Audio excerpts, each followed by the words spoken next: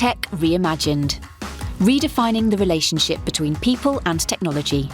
Brought to you by Endava. This is Tech Reimagined. Hello and welcome back to Tech Reimagined. I'm Bradley Howard and I'm glad to welcome you to the latest episode of our show. Currently in Season 3, Tech Reimagined explores how technology is influencing the fabric of our society, how we live, the way we work and how we do business. Follow us on your favourite podcast platform to learn from our experienced guests. Today we're going to be discussing how the way in which we experience reality has evolved rapidly through technology, and whether we've reached a good vantage point to explore what the Metaverse promises and what it can do for businesses. I'm going to be asking our guest what the Metaverse is very early on. There's no one better to debate this with us than our very own VP of Extended Reality and Metaverse fan, Thomas Bedenk. Welcome to the show, Thomas. Can you say a few words about yourself, and please can you describe what the Metaverse is?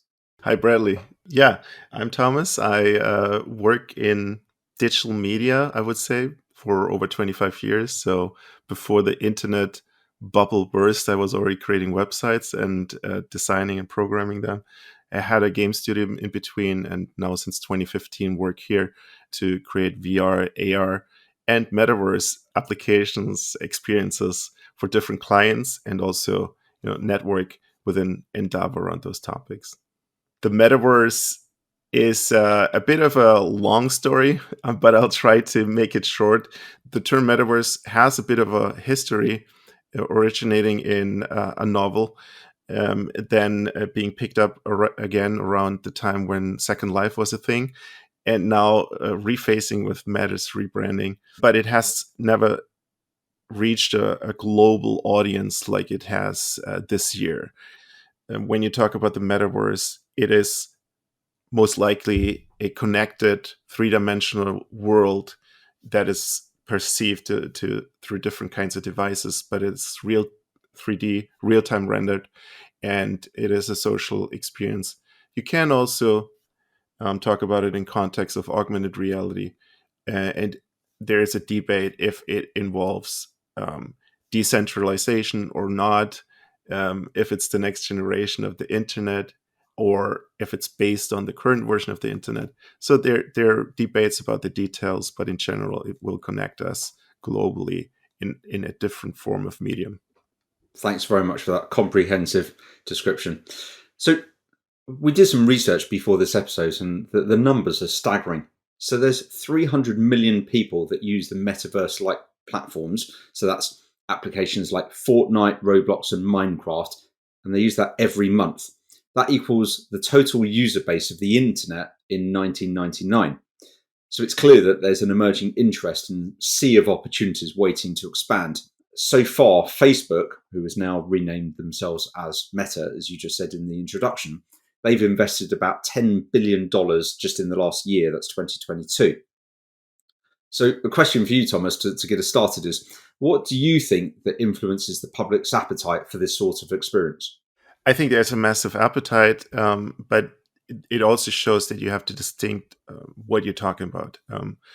The phenomenon of the games industry and gaming becoming really the lead medium of the next generations is apparent for a while now. It's not necessarily equal to the Metaverse, but you can see a lot of the changes that will probably impact the broader society already in those kind of game experiences. For example, it is often a social way of exchange playing these games, and often they're not even played, but rather used as a medium to meet friends and exchange about your week, and not just solve a mission in a certain game. It also shows that virtual items have a real economy, and virtual items are as real as physical items to the one who owns them and wants to use them in the Metaverse. And that will have a massive impact to how business models could evolve, how we can address our customers and as an audience. So the question that is mostly open is, how fast will it impact which area? How transformational will it be for what parts of the business? So for me, it's not an if question, it's rather a when question. and a what question as well, because while a lot of people talk about the metaverse as the next form of the internet, we don't have it as of today. We don't have that version. We just have different kinds of platforms and experiences who are kind of building onto the premise and trying to extend on it bit by bit. Roblox, as an example, it started out a long time ago and build up this global audience over decades rather than years. So you have to really look into what you're talking about when you say metaverse and who is talking about the metaverse to really understand the messaging behind it. So if we look at the analogy of the original internet as we know it at the moment, so when the internet first came out, we had email, which was quite cumbersome at that time. But then it was the advent of the web browser where everyone started clicking, oh, right, so this is the kind of thing that I can do. I would imagine the vast majority of end users still think that the internet is what happens inside a two-dimensional web browser. Then, of course, mobile phones took off, and that was the killer app for the internet because we could start doing everything. So how are the headset companies going to become that killer app to encourage everyone to try and buy one of those headsets in order that we can start accessing metaverses? Again, there's a bit of a debate. Is the metaverse only the metaverse if you experience it through VR and AR? I would argue this spatial component in the computing and in the interface makes a massive difference in how you perceive this. You're suddenly immersed in the content, you're in the middle of the content, and that for the first time. So it is a essentially new quality of a mass medium. So it is a very important aspect of it. However, already the precursors of that, meaning a 3D simulated environment where you can meet in a almost spatial space. I say almost spatial because you're still perceiving it on a 2D screen in that way when you look at it through the browser or the phone. That is definitely already giving you some of those advantages in a sense that humans are just made to be able to traverse a three-dimensional world, understand, be embodied in a spatial surrounding. So it is definitely the first step into that. If you look at the impact this can potentially have, like imagine a world where we do walk around with augmented reality headsets 24/7 because they've become so light. It changes a lot of questions about privacy, about about how you can track data. Imagine you walk through a city like Berlin and you can turn on different kind of filters of how you see the reality. It could be a filter that makes you not see the physical advertisement. It could be a really nice walk through Berlin if I only saw the green trees with minus all the traffic signs, and that could be nice. Well, until you get hit by a car, but yeah, I know what you mean. Oh, there will be a warning for sure. But yeah, you might not need traffic signs anymore if everyone was wearing this, because then you only display it on a per use or necessity case. But it could also mean that you decide not to see homeless people while walking through Berlin. Who is to say that is allowed or not? If you go this far into the future, you see how much impact it could have on our daily lives. And on a more practical basis, if you compare different device sectors and how they're scaling and how they're saturated, and mobile phones don't really grow really much anymore.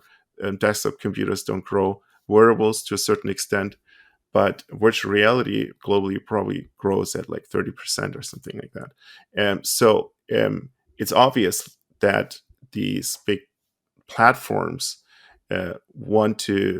these big companies want to establish themselves as the go-to platform in this emerging category, because then they can control the market, they can control the revenue flow, and take their share, similar to what Apple is now doing on the App Store for every single purchase, and influence opinion as well as have a massive pool of data. So of course this is going on. it's just a bit of a gamble for everyone involved on how fast it will move forward. So we've covered a couple of different things. I want to come back to the business side and we'll talk about the ethics a little bit later. I'm really looking forward to that. So on the business opportunities, when you talk to Endava customers about whether they should be moving into the metaverse or how they can move in, do you have any core principles, or do you see any core principles in the metaverse emerging across them? It is still something that is evolving. So it doesn't make too much sense to make massive plans based on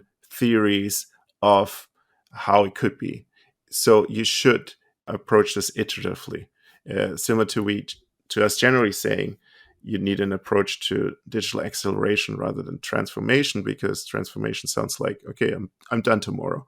But no, you won't be done tomorrow. So you have to find your angle into this on an individual level as well as an organizational level, which could mean, and for a lot of organizations that's already true, that they have already done virtual reality proof of concepts, MVPs, or use it in certain sectors.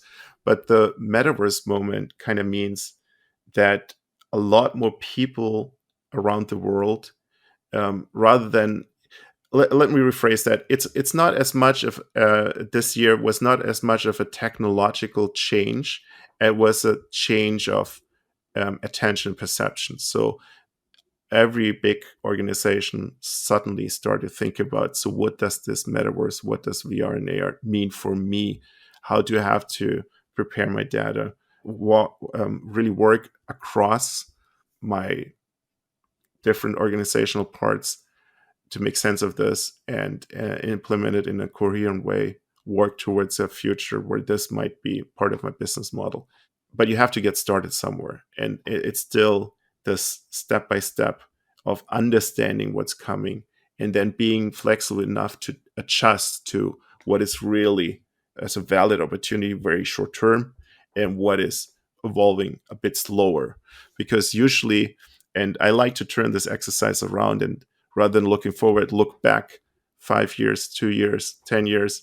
And while it seems to move slowly when we look forward, looking back the same kind of time horizon, we see how massively the landscape changed from digital distribution, in-app purchases, data, cloud. There's so many things that massively changed in the last years. And we will see a similar change into the future. We just don't know exactly which of those things will change at what pace. And that's why it's very important to just start exploring it and learning to understand it yourself rather than just go by hearsay or watch someone else do it. Which industries, other than computer games that we talked about in the introduction, so which industries do you think are going to benefit the most from the rise of metaverse style experiences? I actually think for 2023, there will be quite a bit of focus again on the industrial metaverse. And I mean that in a way that a lot of the efforts will be reevaluated that have been done in the past, like digitizing digital twins, individual POCs across the different areas of your business, and then try to combine it in a similar way that it brings you closer to a really foundational change of how you operate with this data in your business. And that's, I think we'll definitely see a lot of investments of taking digital twins and things like that to the next step. But of course, you have to look at the individual industries to understand it a bit better. Of course, retail and brands are a whole different story than mobility and manufacturing. So different aspects of those businesses will be influenced differently. So designing new products is already done digitally a lot, but really making that value go through your organization in a coordinated way of having that data really carried from the inception to the market as a digital element is something that will be looked into a lot as well in the next years. For those listeners that don't know what a digital twin is, can you just explain a little bit about that? A digital twin, there different levels of what you could call a digital twin. I'll try to kind of make it short. So it's a digital representation of a product or a factory or something you have in reality, and have a version of that as a digital model, which is usually also on a visual level. So it's a 3D representation often. On a data level, it does have sensors and data input that's collected and kind of combined with the spatial relation to that digital twin. And it could have elements of predictive analysis or AI as part of that as well. But it usually makes it easier to understand, approach, or evaluate certain states, data of the physical item in a virtual version. I don't know if that was short or precise enough, but I tried it. That's fine. That's fine. So from all the Endava customers and different industries that you talk to about virtual reality and Metaverse, where do you see the most resources being invested? There's definitely a lot going on in mobility because and also the automotive industry, because there you see it already affect almost across the whole product life cycle. It's from design to how it's marketed to how it's produced, how you're creating a first version prototype, you're comparing the CAD data with an augmented reality view. Where is a mismatch? You're carrying your construction data into marketing cases.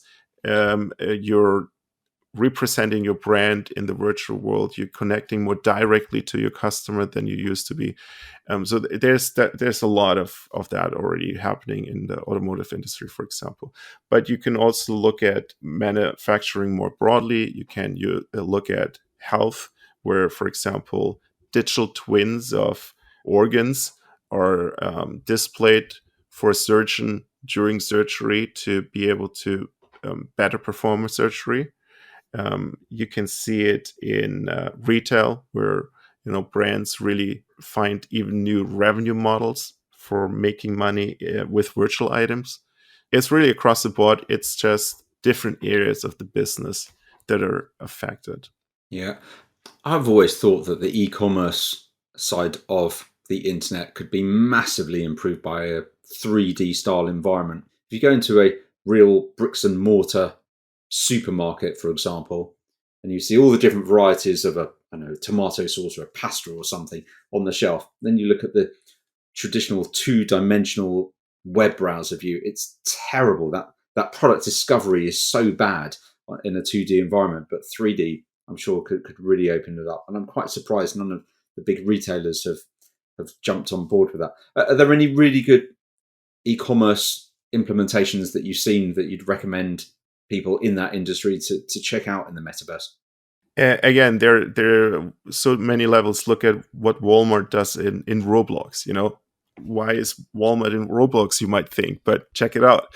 There is IKEA and how you display virtual furniture in your own room. IKEA, by the way, is a great example. You can find a lot of talks online about this, how they really have improved their digital and 3D asset value chain over a long time. They have products that live for 10 years, and it's absolutely worth investing, recreating kind of a digital version, and then processing it for different kind of use cases in their organization. And they've done that historically already, digitizing how they created their catalogs. Like a lot of the pictures in the catalogs weren't actually photos anymore, they were rendered pictures. But now they're in the inception points in the last 2 years, I would say, where they use more of this data in a real-time environment than on a fixed outlet like a video or a photo. And this will happen in the same way in other industries and in other verticals. Yeah, that's so true, actually. In fact, I've used it so many times, the IKEA app and also the Dulux, the paint company apps. I've used them so many times that I didn't even think of them as particularly special anymore. But anyone who's going to redecorate a room, especially put some furniture in, even dare I say, even if you're not going to use the IKEA furniture, it gives you a really good idea of if you put a wardrobe there and a desk there and a bed there, this is how it's going to look. With the Dew Lights app as well, you get a completely redecorated room without any cost. So you mentioned digital 2D experiences sometimes being lacking, shopping online. But I think the real potential is combining those two experiences. The more versatile and continuous way of walking through a department store or retail environment, and the efficiency of finding something quickly in the digital world on a website like Amazon. If you combine those two perspectives, make it much more of a custom experience, have an individual layout of your store with products that actually interest you, laid out in front of you, but still have a bit of an exploratory approach where you might see something that interested you last week sitting right next to the stuff that you want to buy all the time in this virtual shelf. That might open up a whole new revenue stream. So just thinking about these things will help you explore these new options with doing something three-dimensionally. So my final question is, if you've really whet the appetite of a listener who's thinking, I tell you what, I want to go out and do something in a metaverse, I've got some ideas.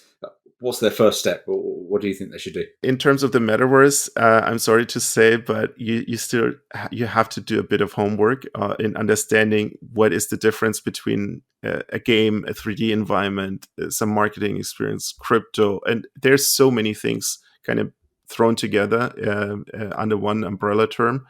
Navigating this, understanding a bit is definitely very helpful. But then again, as always, my advice is, the feeling is believing. You have to try these new things to better understand them. Yeah. If anyone has got any other questions for you, Thomas, what's the best way of contacting you? LinkedIn. Just send me a message on LinkedIn. Okay. Well, that's Thomas Bedenk on LinkedIn. Well, on that amazing finale, thank you very much for those practical insights. It was a pleasure to have you on the show, Thomas. And to all of our audience, if you want to hear more on these exciting technologies straight from Thomas, then please do contact him on LinkedIn. If you found this episode enjoyable, please spread the love and share it with your network, or just follow us on any of the other major podcast platforms. We're always interested in your feedback. Please either go to endava.com and click on the contact button, or you can contact us on all of the major social platforms. Our handle or username is almost always @Endava. Until next Thursday,